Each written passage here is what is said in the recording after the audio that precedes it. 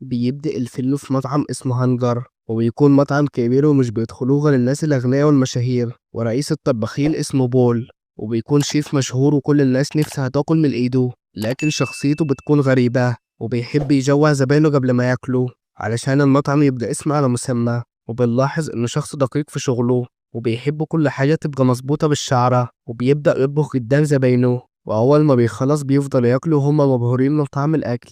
وبعدها بنشوف مطعم في حي فقير، والطباخة بتكون بنته اسمها شيا، والمطعم بيكون بتاع أبوها وهي ورثت عنه، وبقت بتطبخ بنفسها. وبنعرف إنها بتستخدم وصفات سرية في الأكل اللي ورثتها من عيلتها علشان تعمل الشعرية. وبنشوف زبون في المطعم اسمه جون، وأول ما بيدوق طعم الأكل بيعجبه، وبيروح يتكلم مع شيا، وبيديها الكارت بتاع مطعم هنجر، وبيقول لها إنها تستحق تبقى في مكان أحسن من ده، وبيسيبها وبيمشي. وبتستغرب شيا من تصرفه، ولما بتخلص الشغل بتقعد